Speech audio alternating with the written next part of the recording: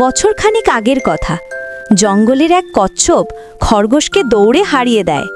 হেরে গিয়ে জেদ ধরে বসে খরগোশ। কচ্ছপকে সে হারাবেই। আমি জিতবই।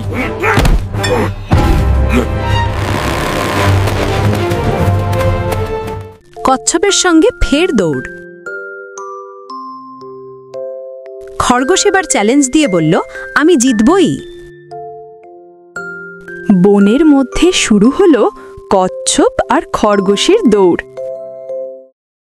বনের মধ্যে দৌড় শুরু হলো। কচ্ছপ ধীরে হাঁটতে শুরু করলো, অন্যদিকে খরগোশ দ্রুত দৌড়ায়।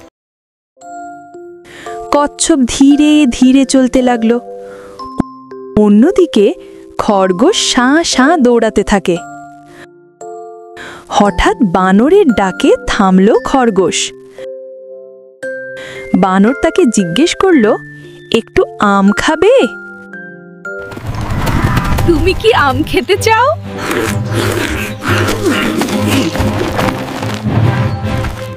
বানরের ডাকে সাড়া দিয়ে আম খেতে লাগলো খরগোশ। বেমালুম ভুলে গেল কচ্ছপের সঙ্গে দৌড়ের কথা।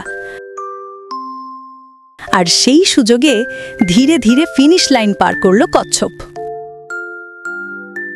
এবারও কচ্ছপের সঙ্গে দৌড়ে হেরে গেল খরগোশ। হেসে সে বলল, এইবারও হেরে গেলাম, কিন্তু কচ্ছপকে ভালোবাসি। এইভাবেই খরগোশ আর কচ্ছপের বন্ধুত্ব থেকেই গেল। আমি এবারও হেরে গেছি, কিন্তু আমি কচ্ছপকে ভালোবাসি।